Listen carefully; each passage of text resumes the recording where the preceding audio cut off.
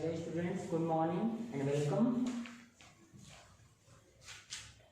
in poetry class 10th lesson number 3rd comprehension type question answer। देखिए आज हम लोग पढ़ेंगे पोएट्री का थर्ड लेसन और उस थर्ड लेसन के अंतर्गत हमने पढ़ा था पूरा उसका हिंदी अनुवाद और वर्ड मीनिंग। आज हम पढ़ेंगे उसके कॉम्प्रिहेंशन के क्वेश्चन आंसर, जिसमें हिंट मैंने आपका यहाँ लिखा है पहले स्टेंजा का हॉनी चाइल्ड, उसके बाद यहाँ से शुरू होकर के और जो पहला स्टेंजा आपका बोथ टू वेड यू, यानी राजकुमार घोड़े पर सवार होकर विवाह करने के लिए आ रहा है, तो वहां तक आपका ये स्टेंजा है। और इस स्टेंजा के अंतर्गत जितने भी आपके क्वेश्चन आंसर आते हैं वो लिखे गए हैं, लेकिन इतने क्वेश्चन आंसर लिखे गए हैं बस आपके बोर्ड के पेपर में इससे एक या दो क्वेश्चन आंसर आते हैं आपके 6 नंबर के, ठीक है, 6 मार्क्स के। तो केयर करके आपको सुनना है, पहले का क्वेश्चन आंसर किए होंगे तो आपको समझ में आ गया हो। जैसे पहला क्वेश्चन इसका पूछ रहा है write the title of the poem from which the above stanza has been taken. तो मैंने आपको बताया था सीधा इसका आंसर लिखने के लिए कि कहीं नहीं जाना है आपको, सीधा इसी पंक्ति से उठाइए, ठीक है। क्या लिख सकते हैं इसका, सीधा यहां से लिखेंगे द एबव स्टेंजा, ठीक है, स्टेंजा। देखिएगा विद्यार्थियों, अगर यहाँ स्टेंजा के बदले लाइन दे दिया हो तो आप लाइंस दे दिया हो तो यहाँ पे हैज भी नहीं यूज होगा बल्कि हैव भी यूज हो जाएगा। तो ये आपको क्लियर करना है या लिखते समय ध्यान देना है कि अगर लाइंस लिखा हो तो यहाँ आप हैव बीन कर दीजिएगा, और अगर स्टेंजा लिखा हो तो सिंगुलर नंबर में आएगा हैज बीन कर दीजिएगा। The above stanza has been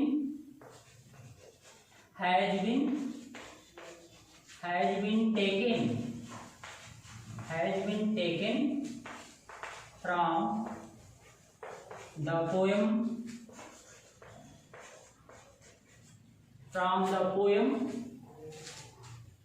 इसको सिंगल यूनिट कॉमा में कर दीजिएगा द विलेज सॉन्ग। बस इतना ही लिखेंगे आप, क्योंकि दूसरा क्वेश्चन इसमें नहीं लिखा गया है कि who is author of this lesson. अगर पूछा गया होता तो आप सीधा लिखेंगे ऑथर, या ये भी कहा जा सकता है जैसे पोएटेस है, कवित्री है, तो कहा जा सकता है who is poetess of this lesson. तो सीधा आपको बस यहीं फुल स्टॉप करके और यहीं से आगे लिख देंगे आपकी सरोजनी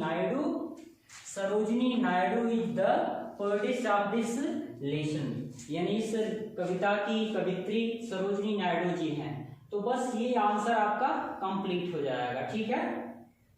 अब बात करते हैं हम दूसरे क्वेश्चन की और उसके आंसर की। आसानी से आप भी इसका आंसर लिख सकते हैं जैसे, और ये चीज मैंने ये भी आपको बताया था कि जिस टेंस में क्वेश्चन पूछता है उसी टेंस में उसका आंसर लिखा जाता है, आप टेंस नहीं बदलते हैं। अगर प्रेजेंट इंडिफिनिट में पूछा है तो आप उसका आंसर प्रेजेंट इंडिफिनिट में लिखेंगे, अगर प्रेजेंट कंटीन्यूअस में पूछा है तो उसका आंसर आप प्रेजेंट कंटीन्यूअस में लिखेंगे, ठीक है। जैसे यहाँ पे पूछा है who is leaving the mother, ठीक है, पूछ रहा है कि हु मीन्स कौन, इट मीन्स है, लिविंग मीन्स छोड़ रहा, द मदर मीन्स माँ को, यानी माँ को कौन छोड़ रहा है, तो क्या लिखेंगे हिज, या हर लिखेंगे हर हॉनी डॉटर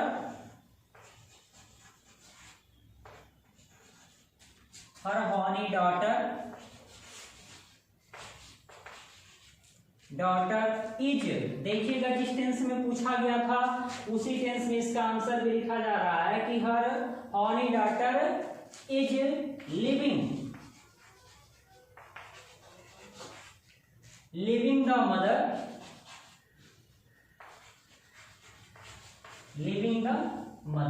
तो ये हो जाएगा विद्यार्थियों, ये इसका आंसर हो जाएगा कि her only daughter is leaving the mother. या कह सकते हैं ये भी, अगर ये आंसर आप नहीं लिखना चाहते हैं तो दूसरा आंसर आपका यह भी बन सकता है कि horny child is leaving the mother, ठीक है।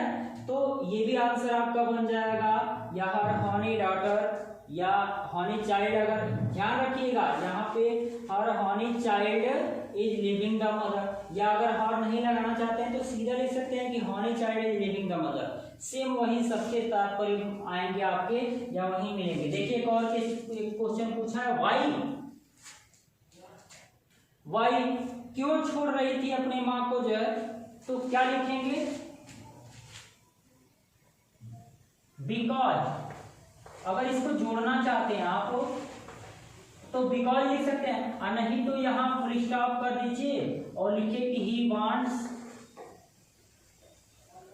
या यहां से सी कर दीजिएगा, she is leaving, she is leaving, देखिएगा she is living her, she is living her mother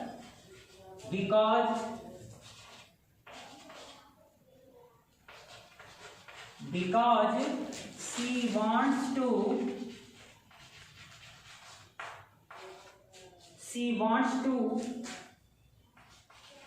go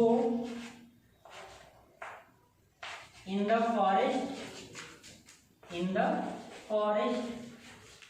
to enjoy the nature, to enjoy the nature।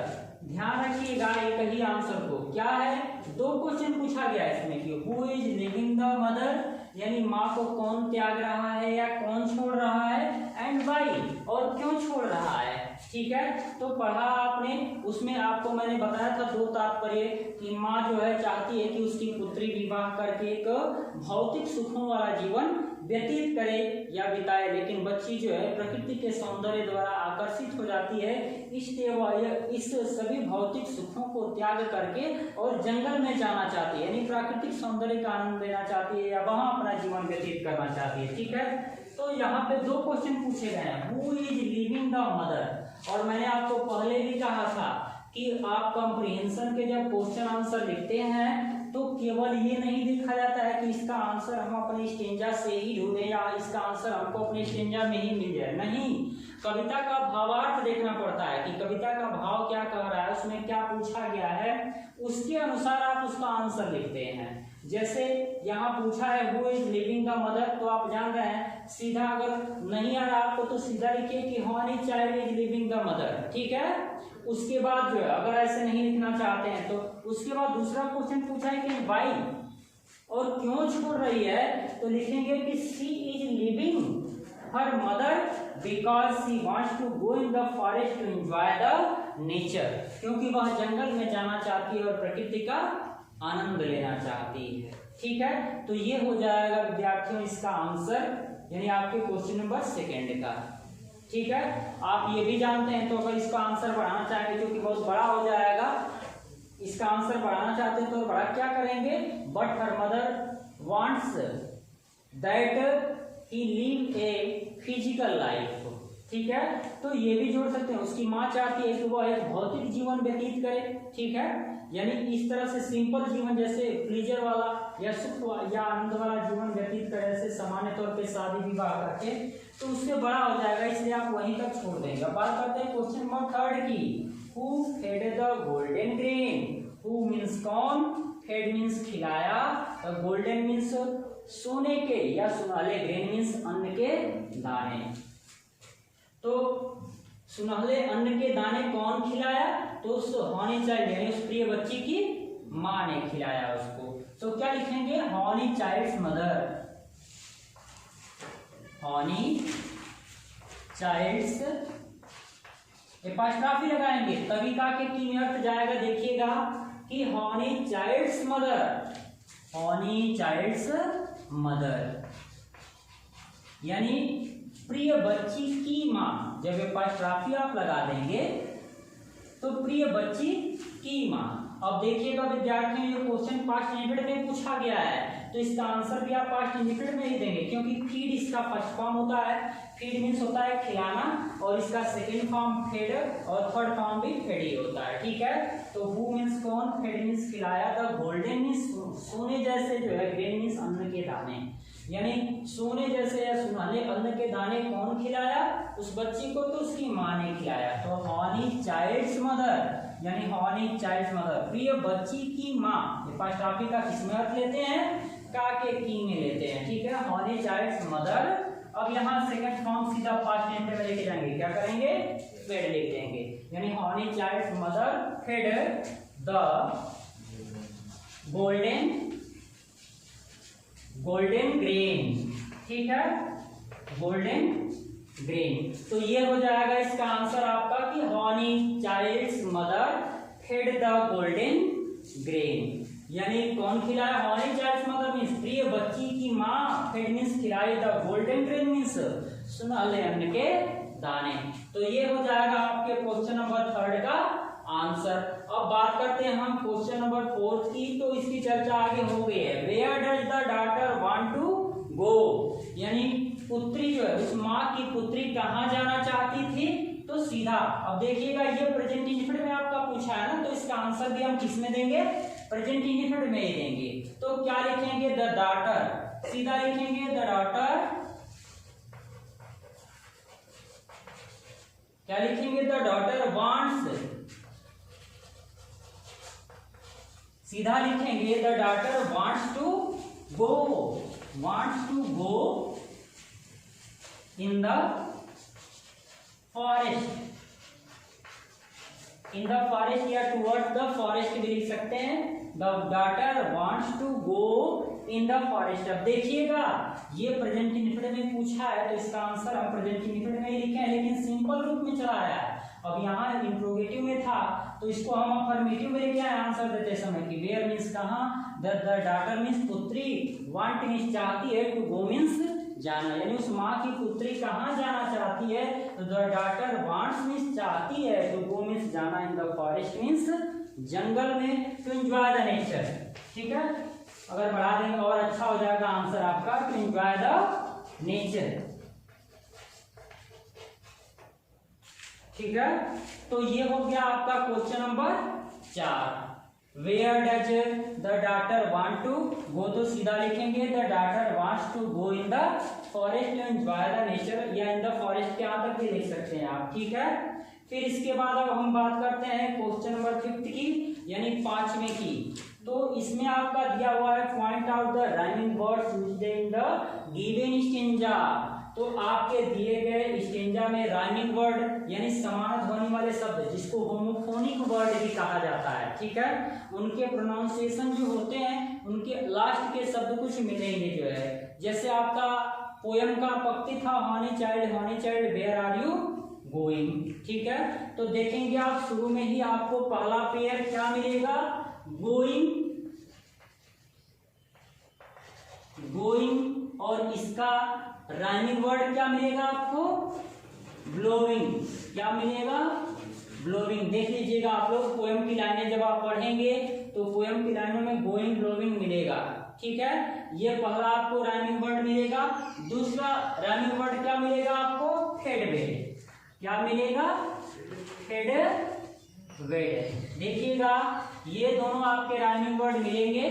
जैसे आप पढ़ेंगे honey child where are you going, ठीक है। फिर उसके बाद नेक्स्ट पंक्ति पढ़ेंगे तो would you cast your bells all the bridge blowing. दूसरी लाइन में आपका ब्लोइंग आया हुआ है, तो ये आपके गोइंग और ब्लोइंग का हो गया, और ये फेड वेड हो गया, ठीक है। तो ये आपके आर द राइमिंग वर्ड लिख सकते हैं, आर द राइमिंग वर्ड्स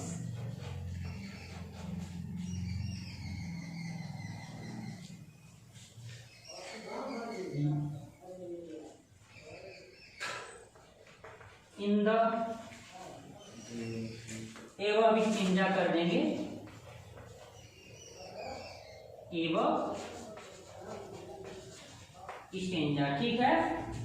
तो ये हो गया आपका कि गोइंग ब्लोइंग फेड वेड। जैसे आपने उस अपनी पहली कविता को पढ़ा था फाउंटेन को, तो उसमें आपको मैंने बताया था into the sunshine full of the light sleeping and flashing from mountain line, ठीक है। तो उसमें आपको राइमिंग वर्ड मिले होंगे। Into the sunshine full of the light, तो लाइट और नाइट ये आपको राइमिंग वर्ड मिले होंगे। वैसे ही दूसरे वाले में भी आप जब गए होंगे तो into the moonlight, whiter than snow, waving so flower like when the wind blow, तो आपको उसमें जो है स्नो और ग्लो मिले होंगे। ठीक है, ऐसे करके जो जो आप into the starlight, रसिंग in spray, happy at midnight, happy by day, तो उसमें भी आपको राइमिंग वर्ड मिले होंगे। ठीक है, तो वैसे यहाँ भी हमको इस पोयम के राइमिंग वर्ड क्या मिले, गोइंग, ब्लोइंग, हेडेड, वेडेड और the rhyming words in the above stanza, इतना लिख सकते हैं। तो ये हो गए आपके 5 क्वेश्चन आंसर। ठीक है, उम्मीद करता हूँ समझ में आ गया होगा। अगर कोई दिक्कत हो तो कमेंट करके जरूर बताइए। ठीक है, और हाँ, इसके साथ साथ आपके जो आगे के कॉम्प्रिहेंशन के क्वेश्चन आंसर हैं उसको आप अपने स्वयं से हल करेंगे, तभी आपको हल करने के लिए आएगा, और केवल स्टिंजा से नहीं खोजा जाता आंसर, ये ध्यान रखिएगा। तब तक के लिए धन्यवाद। ये था आपका क्वेश्चन आंसर। तो हम चर्चा करते हैं इसके सेंट्रल आइडिया की। तो सेंट्रल आइडिया में कविता का केंद्रीय भाव लिखा जाता है। बस इतना शो किया जाता है कि कविता में क्या दिखाया गया है, किसके द्वारा रचित है, कौन सा पोयम है। तो the central idea of the poem the village song composed bye Sarojini Naidu is a beautiful poem, यानी यह कविता गांव के गीत सरोजिनी नायडू के द्वारा लिखा गया एक सुंदर कविता है, which speaks about the traditional Indian village. ठीक है, जो क्या करता है, विच मीन्स जो स्पीक्स मीन्स बताता है, अबाउट मीन्स बारे में, the traditional Indian village means जो पारंपरिक गतिविधियों से भरे हुए हमारे भारतीय गांव हैं, उन गांवों के विषय में बताता है। ये भी आपको बताया गया, it is a dialogue between a mother and her daughter और चाइल्ड, यानी यह जो है एक, इट मीन्स यह, इट मीन्स है, डायलॉग मीन्स एक संवाद, बिटवीन मीन्स मध्य में या बीच में, मदर मीन्स एक माँ के एंड हर डॉटर और उसकी पुत्री के, यह एक माँ और उसकी पुत्री के बीच का एक संवाद है। डायलॉग में संवाद होता है। ठीक है, क्या संवाद में कहती है, उसकी माँ जो है उसको भौतिक सुखों की तरफ आकर्षित होने के लिए कहती है, यानी उसके शादी विवाह की बात करती है कि तुम्हारे लिए जो है राजकुमार आ रहा है शादी करने के लिए, तुम्हारे लिए सुंदर सुंदर विवाह के वस्त्र बुने जा रहे हैं। ठीक है, इन सभी बातों को यानी भौतिक सुखों के विषय में बताते हैं। तो उसी को कह रहा है कि the mother strives to persuade her child, यानी माँ जो है अपने बच्चे को समझाने का प्रयास करती है या बताने का प्रयास करती है, समझाने का, to lead an ordinary and normal life, यानी कि एक साधारण और सामान्य जीवन व्यतीत करने के लिए। ठीक है, but the happy world of nature, लेकिन प्रकृति का सुंदर या प्रसन्नचित कर सकते हैं वातावरण से, सीम्स मीन्स प्रतीत होता है, मोर इंटेंडिंग मीन्स अधिक आकर्षक या अधिक जादुई, टू द चाइल्ड मीन्स बच्चे को। लेकिन क्या होता है, प्राकृतिक जो पर्यावरण है या प्राकृतिक जो प्रसन्ननुमा स्थितियां हैं वह उस बच्ची को जो है इस भौतिक सुख की अपेक्षा अधिक आकर्षित करती हैं या अधिक जादुई लगती हैं। उसी को कह रहा है, एक बार ध्यान से देख लीजिएगा, द मदर मीन्स माँ strive to pursue her child, यानी अपनी बच्ची को समझाने का प्रयास करती है, प्रयास करती है, टू परस्यू हर चाइल्ड, अपनी बच्ची को समझाने का, टू लीड कि वह जिए या व्यतीत करे, एंड ऑर्डिनरी मीन्स एक साधारण, एंड नॉर्मल और सामान्य जीवन, कि वह एक साधारण और सामान्य जीवन व्यतीत करे, बट लेकिन the happy world of nature, लेकिन प्रकृति का प्रसन्नचित वातावरण, सीम्स मीन्स प्रतीत होता है, किसको, उस बच्ची को, मोर इंटेंटिंग मीन्स बहुत अधिक आकर्षक या जादुई, टू द चाइल्ड मीन्स उस बच्ची को, लेकिन जो प्राकृतिक प्रसन्नता का वातावरण है वह उस बच्ची को अधिक आकर्षित लगता है या खुशनुमा लगता है। सो द हनी चाइल्ड, इसलिए वह प्रिय बच्ची, does not accept simple pleasure of life, इसलिए वह जीवन के सामान्य सुखों को स्वीकार नहीं करती है या ग्रहण नहीं करती है, and goes to the forest to enjoy the beauty of nature, और प्रकृति के सौंदर्य का आनंद लेने के लिए जंगल की तरफ चली जाती है या जंगल की तरफ चल देती है। तो ये थी आपकी इस कविता की, द विलेज सॉन्ग की सेंट्रल आइडिया। ठीक है, उम्मीद करता हूँ आपको समझ में आ गया होगा। बस यही थी आपके कक्षा 10 की 3 पोयम। अगर आपको कहीं भी कंप्रीहेंशन के क्वेश्चन आंसर में या इसके हिंदी अनुवाद में कहीं दिक्कत होती है या सेंट्रल आइडिया में, तो प्लीज़ ज़रूर आप बताएं जो है, और आगे स्टडी करते रहें। धन्यवाद।